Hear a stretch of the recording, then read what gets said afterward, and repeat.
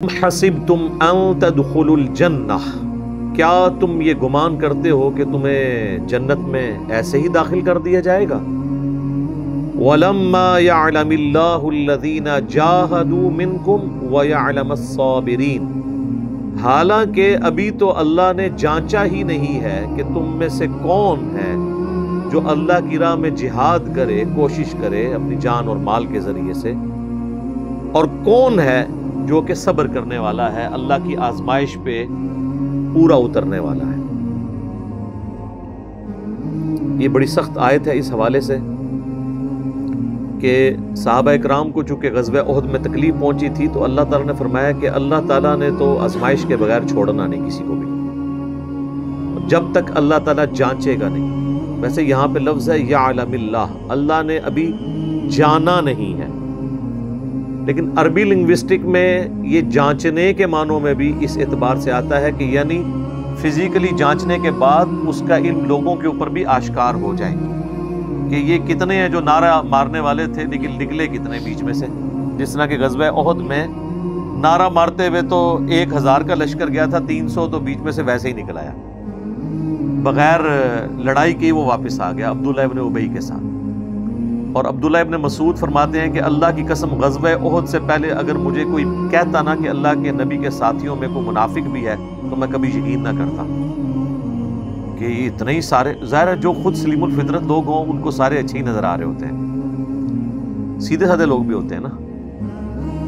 وہ تو جب 300 کا لشکر لے کر عبداللہ ابن ابی الگ ہوا اور پیچھے رہ گئے 700 اور مقابلے میں 3000، تو پھر پتہ چلا کہ اچھا جی یہ تو صرف نعرہ مارنے والے تھے۔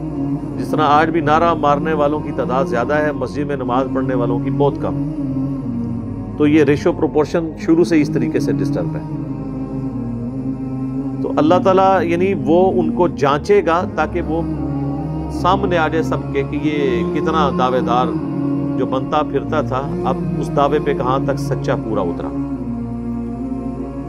اللہ تعالیٰ تو اپنے علم سے پہلے ہی جانتا ہے کہ کسی شخص نے کیا کرنا ہے، لیکن اس کے عدل کا تقاضا یہ ہے کہ وہ انسانوں کو ننگا کر دیتا ہے عملی طور پر، تاکہ باقیوں کو بھی پتہ چل جائے کہ یہ لوگ اسی قابل تھے، دیکھ لو کہ انہوں نے کیا کیا۔ اسی طریقے سے اہل ایمان کو بھی اللہ تعالیٰ نکھارتا ہے اور باقی لوگوں کو کہتا ہے کہ دیکھو اگر اس کو مرتبہ ملا ہے نا تو کسی قربانی کی وجہ سے۔ اگر سیدنا حسین ابن علی اس طریقے سے مظلومانہ شہید نہ ہوتے تو قیامت والے دن اللہ کے خلاف حجت کوئی شخص یہ کھڑا کر سکتا تھا کہ ہم نے دین کے لیے اتنی قربانیاں کی اور اس کو صرف نبی کا نواسا ہونے کی نسبت کام آ گئی۔ تو اللہ تعالیٰ نے دیکھے نا اس آزمائش میں ڈالا ہے کہ اب کوئی شخص اٹھ کے دعویٰ تو نہیں کر سکتا کہ میری قربانیاں ان سے زیادہ ہیں۔ تو جو اہل ایمان ہیں ان کی آزمائش بھی اللہ تعالیٰ اس اعتبار سے کرتا ہے تاکہ باقی لوگوں پہ یہ عیاں کر دے کہ یہ قابل ہیں اس مرتبے کے قیامت والے دن۔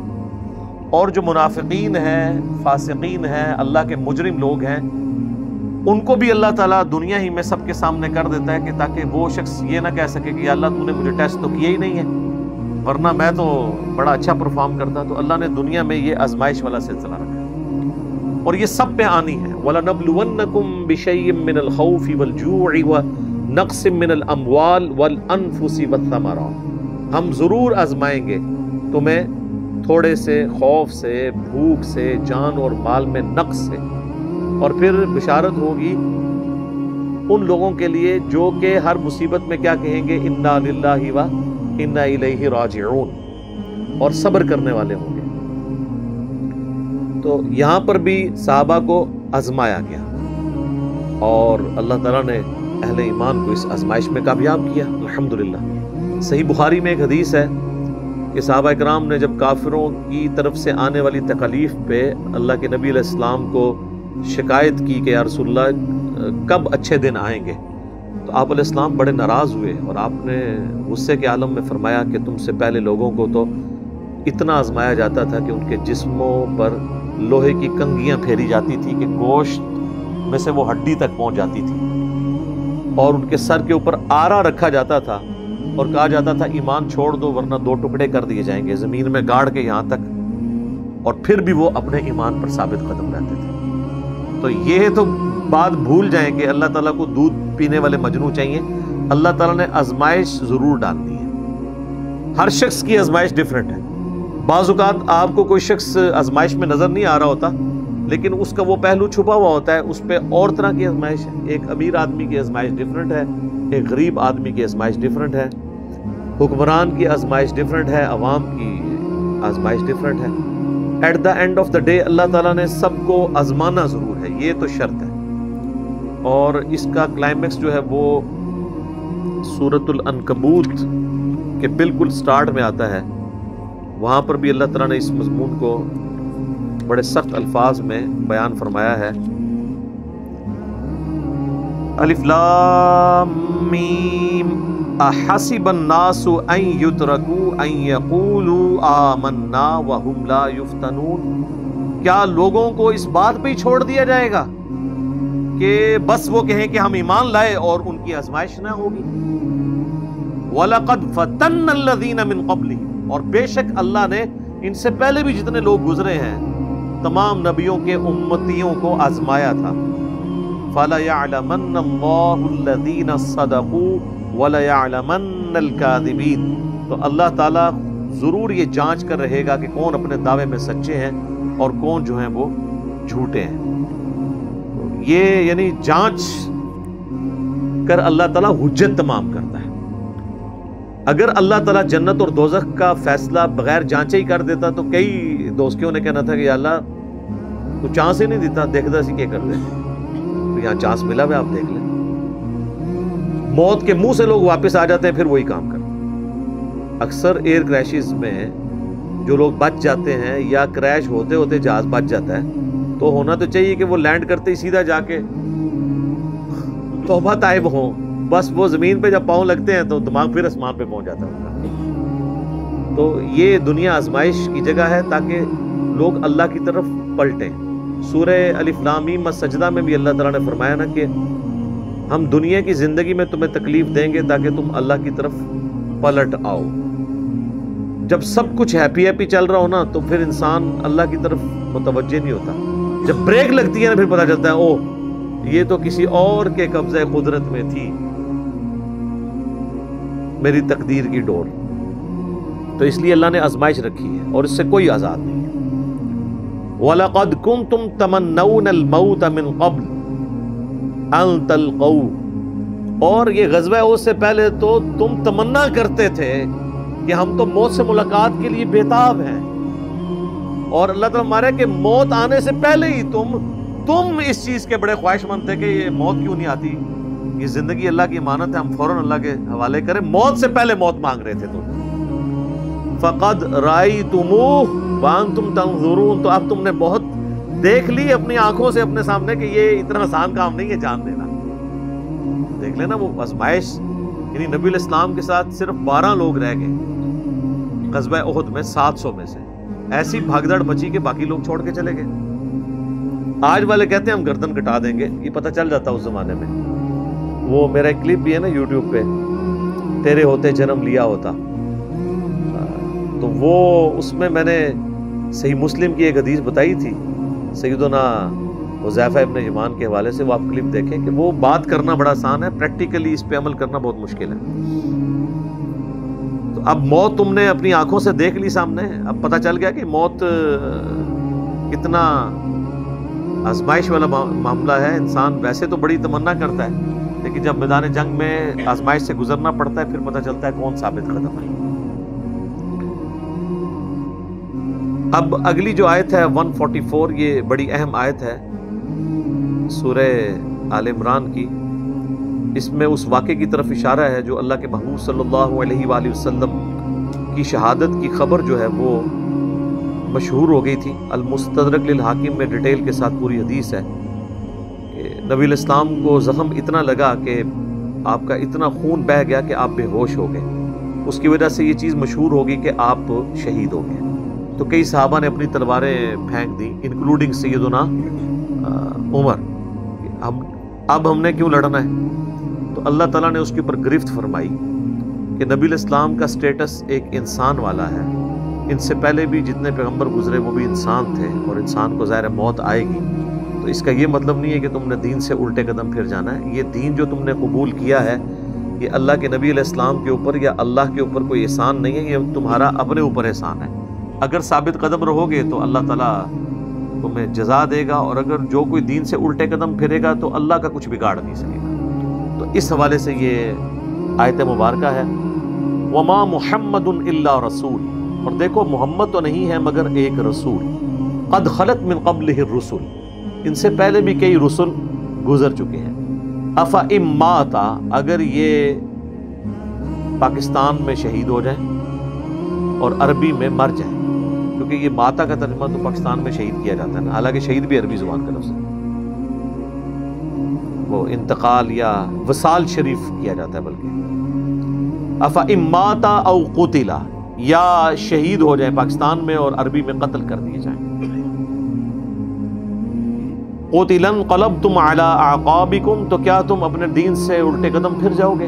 ومن ینقلب علی عقبیہ، تو جو کوئی بھی اپنے دین سے الٹے قدم پھرے گا، فلن یضر اللہ شیئا، تو وہ اللہ کا کچھ نہیں بگاڑ سکے گا، یعنی وہ اپنا ہی نقصان کر لے گا۔ وَسَيَجْزِي اللَّهُ الشَّاكِرِينَ، اور ان قریب اللہ تعالیٰ جزا دے گا شکر گزاری کی روش اختیار کرنے والوں کو۔ شکر گزاری کیا ہے؟ ٹوٹل اوبیڈینس اللہ کی۔ بخاری اور مسلم دونوں میں حدیث ہے، حضرت سہل بن سعد الساعدی کہتے ہیں کہ اللہ کی قسم میں جانتا ہوں کہ غزوہ احد کے موقع پر جب اللہ کے نبی صلی اللہ علیہ وآلہ وسلم کو زخم لگا اور آپ کے دانت شہید ہو گئے، تو کون شخص تھا جو آپ کے زخم کو دھوتا تھا اور کون پانی لے کر آیا؟ اور پھر انہوں نے بتایا کہ سیدنا علی رضی اللہ تعالیٰ عنہ علیہ السلام نے ایک ڈھال کو الٹا کر کے، ڈھال یعنی ایک طرف پیٹ نکلا ہوتا ہے، اسے الٹا کریں تو برتن بن گیا، اور اس میں پانی لے کر آئے اور سیدہ فاطمہ نے نبی علیہ السلام کا وہ زخم دھویا، اور جب خون نہیں رکتا تھا تو سیدہ فاطمہ سلام اللہ علیہا نے ایک کپڑا کاٹن کا جلا کے اس کی راکھ وہاں پر رکھی۔ یہ آج بھی بڑا آزمودہ طریقہ ہے، اور زخم جو ہے نا وہ اس سے خون رسنا بند ہو گیا، چونکہ آپ کا خون اتنا نکل چکا تھا کہ ظاہر ہے کہ جب خون زیادہ نکل جائے اور بلڈ پریشر لاس ہو جائے تو انسان بے ہوشی کے عالم میں چلا جاتا ہے، اور اسی وجہ سے یہ چیز مشہور ہو گئی تھی کہ اللہ کے نبی صلی اللہ علیہ وآلہ وسلم وفات پا گئے، تو کئی لوگوں نے تلواریں پھینک دی۔ المستدرک الحاکم میں اس کانٹیکسٹ میں ڈیٹیل حدیث موجود ہے، اور ایک اور حدیث ہے جو کم از کم صحیح بخاری میں 4 دفعہ ڈیٹیل کے ساتھ آئی ہے، وہ سیدنا ابو بکر کا خطبہ ہے نبی صلی اللہ علیہ وآلہ وسلم کی وفات کے فوراً بعد۔ اس کے اوپر میری الگ سے بھی کئی ایک ویڈیوز ریکارڈڈ ہیں جس میں نے وہ احادیث ڈسپلے بھی کی ہیں صحیح بخاری کے اندر، کہ جب نبی صلی اللہ علیہ وآلہ وسلم کی وفات ہوئی تو سیدنا ابو بکر جو ہے وہ حجرہ عائشہ میں داخل ہوئے، چونکہ محرم بھی تھے، اور اس حال میں کہ انہوں نے دیکھا کہ مسجد میں جھمگٹا لگا ہے اور سیدنا عمر جو ہیں وہ تلوار اٹھائے کھڑے ہیں کہ جو کوئی کہے گا کہ محمد صلی اللہ علیہ وآلہ وسلم دنیا سے جا چکے ہیں تو میں اسے قتل کر دوں گا۔ سیدنا ابو بکر حجرہ عائشہ میں داخل ہوئے، اللہ کے نبی صلی اللہ علیہ وآلہ وسلم کے مبارک چہرے سے کفن ہٹایا اور آپ کے ماتھے پر بوسہ دیا اور کہا، اے اللہ کے رسول، اللہ تعالیٰ آپ پر 2 موتیں کبھی جمع نہیں کرے گا، ایک موت آپ کا مقدر تھی وہ تو آپ کو آنی تھی، یعنی ہر انسان کے لیے ایک ہی موت ہے، دوسری موت نہیں۔ اب آپ آخرت کی زندگی میں چلے گئے تو موت کا مزہ ہے جو ایک دفعہ تو سب نے چکھنا تھا وہ آپ نے چکھ لیا، کہ 2 موتیں جمع نہیں کرے گا، اس کا مطلب یہ تھا کہ سیدنا عمر کو جو یہ غلطی لگ گئی تھی کہ شاید نبی علیہ السلام ڈورمنٹ پوزیشن میں چلے گئے ہیں اور آپ دوبارہ دنیا میں واپس آ جائیں گے، جس طرح کہ سیدنا موسیٰ علیہ السلام کوہ طور سے واپس آئے تھے، تو اس کی آپ نے نفی کی کہ نہیں، اس طرح نہیں ہو سکتا، ایک ہی دفعہ موت آنی ہوتی ہے، اب حضور کو موت آئی، اب آپ دنیا میں واپس نہیں آئیں گے۔ سورۃ الواقعہ میں سورہ یاسین میں واضح موجود ہے کہ جو دنیا سے چلا گیا وہ واپس نہیں آئے گا۔ اور اس کے بعد سیدنا ابو بکر، صحیح بخاری کے الفاظ ہیں، مسجد نبوی میں آئے اور دیکھا کہ سیدنا عمر کے گرد لوگ جمع ہیں، تو وہ سیدھا ممبر پہ چڑھے اور کہا عمر کو اس کے حال پہ چھوڑ دو، یعنی اس وقت حضرت عمر کو یعنی سمجھانے کی لوگ کوشش کر رہے تھے، تو انہوں نے کہا ان کو چھوڑ دیں، آپ میری طرف متوجہ۔ چونکہ سیدنا ابوبکر کا ایک مرتبہ اس حوالے سے سیدنا عمر سے بھاری تھا، لوگ ان کی طرف متوجہ ہوئے، تو انہوں نے ممبر پر چڑھتے ہی پہلا جملہ حمد و صلاح کے بعد جو بولا وہ پاکستان کے قانون 295C میں کروڑوں لوگ شاید اس سے گستاخانہ جملہ سمجھتے ہیں، اگر ان کو پتہ نہ ہو کہ یہ سیدنا ابوبکر کا خطبہ ہے۔ ہم نے سوشل ایکسپیریمنٹ بھی کیا ہے اس پہ، کسی کو بتایا کہ بھئی یہ دیکھیں، اگر کوئی شخص یہ کہے کہ جو شخص محمد کی عبادت کرتا تھا وہ جان لے کہ محمد مر چکے ہیں، اور جو اللہ کی عبادت کرتا ہے وہ جان لے کہ اللہ زندہ ہے، اسے کبھی موت نہیں آئے گی، تو آگے سے جواب سننے کو ملا یہ کون گستاخ ہے جس نے یہ بات کی ہے؟ کوئی بھی نہیں، حضور کی تو عبادت کوئی بھی نہیں کرتا ہے، کون جملے بناتے ہو؟ تو ہم نے بتایا یہ بخاری شریف میں کم از کم 4 جگہ موجود ہے۔ وما محمد الا رسول تو قرآن میں آیا نا، صحیح بخاری میں حضرت ابوبکر کے خطبے کے الفاظ یہ ہیں، من کان یعبد محمدا فإن محمدا قد مات، جو کوئی بھی تم میں محمد کی عبادت کرتا تھا تو جان لے کہ محمد مر چکے، مات کے الفاظ ہیں۔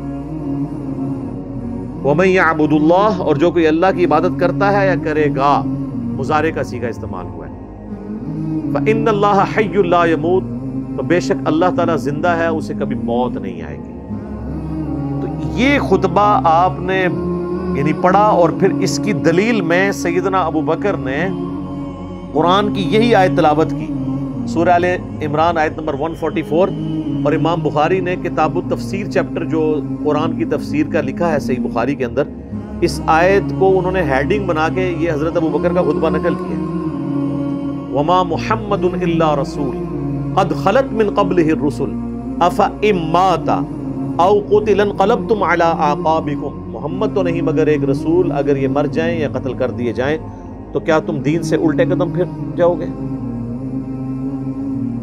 اور جو کوئی دین سے الٹے قدم پھرے گا تو اللہ کا کوئی نقصان نہیں کرے گا، اور اللہ تعالیٰ ثابت قدم رہنے والوں کو جزا دے گا، جو شاکرین ہوں گے، شکر گزاری کی روش اختیار کرنے والے۔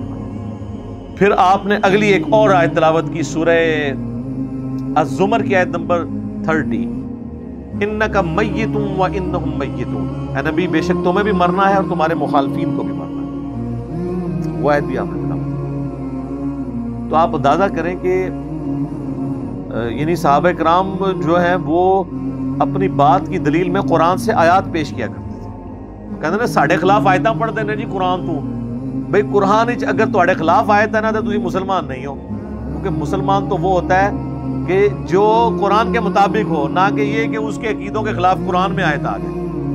تو اگر کوئی کہہ رہا ہے ساڑھے خلاف آیتاں پڑھتا ہے تو سمجھ لو کہ پھر تسی تو کافر ہی ہوئے نا، مسلمان کے خلاف تو قرآن کی آیت نہیں پڑھی جا سکتی نا، اگر آپ کا وہ عقیدہ ہے تو آپ کے خلاف کہاں سے ہوگی؟ تو صحابہ کرام دیکھیں کہ قرآن سے دلیل پیش کیا کرتے تھے، یعنی وہ اپنی بات کی دلیل بھی قرآن سے پیش کرتے تھے۔ لیکن یہاں پہ ایک بڑی حیران کن چیز ہے جس کو میں نے ہی پوائنٹ آؤٹ کیا ہے، میں نے کہیں پڑھے ہوئے نہیں یہ دیکھا، حالانکہ یہ بہت ضروری تھا کہ اس چیز کو ہائی لائٹ کیا جاتا، کہ حضرت ابوبکر نے ایک فرضی جملہ کیوں بولا؟ کوئی ضرورت نہیں تھی، اور جملہ بھی ان لوگوں کے سامنے بولا کہ جن میں سے کوئی بھی رسول اللہ کی عبادت نہیں کرتا۔ یہ لوگ ہوتے تو یہ ان کو کھڑے ہو کے کہتے ہیں تو کی اتنے تقریرہ پہ کرنا ہے، تو دروشی پڑھ، تو اتنے حضور دی میت ہوتے تو اتنے گستاخانہ آیتاں پڑھ رہے ہیں کہ جی جو محمد کی عبادت کرتا تھا وہ جان لے کہ محمد مر چکے ہیں۔ ایک اتنے لکھے ہے قرآن ہی کون ہی گلا بنانا ہے، سیدھے کوئی عبادت نہیں کرتے، خود سے ہی باتیں بناتے ہو۔ سیدنا ابوبکر نے بیسیکلی امت کو یہ میسج دیا کہ نبی علیہ السلام کی تعلیم یہ ہے کہ آپ کو بت نہیں بنانا، اور اس پہ میں بولا کرتا ہوں کہ یہ محمد رسول اللہ صلی اللہ علیہ وآلہ وسلم کی کامیابی ہے کہ آپ نے ایسی ٹیم اپنے بعد چھوڑی ہے جو ان کی میت پہ ان کے فضائل بیان نہیں کر رہی، توحید بیان کر رہی، کیونکہ ان کو پتا تھا کہ محمد رسول اللہ سے بھی آلموسٹ 500-600 سال پہلے ایک شخصیت دنیا میں گزری جس کے نام پہ دنیا کا سب سے بڑا شرک ہو رہا ہے، عیسیٰ ابن مریم۔ نبی صلی اللہ علیہ وآلہ وسلم نے ایک دوسرا عیسیٰ ابن مریم بن جانا تھا اگر صحابہ کرام شروع میں اس معاملے کو کل نہ کرتے، اور یہ انہوں نے اپنی ذاتی اختراع نہیں تھی، یہ نبی علیہ السلام کی مبارک تربیت کا اثر تھا، کیونکہ صحیح بخاری میں موجود ہے دیکھنا میری شان کو اس طرح بلند نہ کرنا جس طرح عیسیٰ ابن مریم کے ماننے والوں نے ان کو ان کی شان میں بڑھا دیا، ڈیوینٹی ان کے بارے میں کلیم کر دی۔ میں اللہ کا بندہ اور اس کا رسول ہوں، مجھے اللہ کا بندہ اور اس کا رسول ہی کہنا۔ تو دیکھ لیں سیدنا ابوبکر نے عقیدہ توحید اس وقت امت میں راسخ کیا۔ یہاں تو کوئی پیر کوئی بزرگ مر جاتا ہے نا تو اس کی شان میں نغمے بنا لیے جاتے ہیں۔ یہ بھی دیکھ لیں آپ، کل خادم رضوی صاحب کی ڈیتھ کے اوپر وہ کسی نے راتوں رات بیٹھ کے ترانہ بھی لکھ لیا ہے، اور وہ ترانہ انہوں نے بڑے اچھے انداز میں اس کو گا بھی دیا ہے، اور ان کی میت کے اوپر وہ چل بھی رہا ہے۔ اور نبی علیہ السلام سے زیادہ تو کوئی تعریف کے لائق نہیں ہے نا مخلوقات میں، لیکن آپ کی میت کے اوپر کوئی درود شریف کی کوئی گھیٹیاں نہیں پڑیاں جا رہی ہیں، کوئی چادر نہیں کھلاری ہوئی، توحید کا خطبہ بیان ہو رہا ہے کہ اللہ کے نبی فوت ہو چکے ہیں۔ سیدنا عمر کے الفاظ ہیں صحیح بخاری میں، جب میں نے ابوبکر کا یہ خطبہ سنا تو میری ٹانگیں میرے جسم کا بوجھ نہیں اٹھا سکی۔ اچھا، آپ لوگ قرآن و حدیث سنتے ہیں تو غصہ آ جاتا ہے۔ صحابہ قرآن و حدیث اپنے عقیدے کے خلاف سنتے تھے نا تو ان کی ٹانگیں ان کے جسم کا بوجھ نہیں اٹھاتی تھی، وہ اتنے پشیمان ہوتے تھے کہ میں غلط کانسیپٹ کے اوپر ہوں، میں فوراً رجوع کروں۔ اور سیدنا ابوبکر کے خطبے کے بعد سیدنا عمر کہتے ہیں مجھے یقین آ گیا کہ حضور فوت ہو چکے ہیں۔ اور پھر بخاری کے الفاظ ہیں، صحابہ کہتے ہیں کہ ہم کئی دن تک ہماری یہ حالت تھی، جب ہم ایک دوسرے کو ملتے تھے نا تو ہم یہ آیت سناتے تھے، وما محمد الا رسول قد خلت من قبلہ الرسل، یہ سورہ آل عمران کی آیت نمبر 144، تاکہ ہمیں یہ یقین آ جائے کہ نبی علیہ السلام دنیا سے جا چکے ہیں۔ ایک دوسرے کو یہ آیت سنایا کرتے تھے، گستاخانہ آیت، یہ تو گستاخانہ ہی کہتے ہیں۔ یہ ہوتے تھے جناب ایک دوسرے نو جناب کچھ اور ہی سنا دے، نعتاں سناندے رہتے۔ صحابہ نے ظاہر ہے انہوں نے تو مشن لے کے چلنا تھا نا، ان کو تو پتا تھا کہ پیغمبر کا کام ہے اللہ کا پیغام دنیا تک پہنچانا، اس کے بعد وہ امت کے کام حوالے کر کے چلے گئے ہیں۔ اب پیغمبر کے ساتھ نسبت اس کی ہوگی، محمد رسول اللہ کا لاڈلا قیامت کے دن وہ ہوگا، حضور کی شفاعت کا حقدار وہ شخص ہوگا جو نبی علیہ السلام کے مشن کو آگے لے کے چلے گا۔ یہ نہیں ہے کہ جو جتنا اونچا نعرہ مارے گا، یہ چیز نہیں۔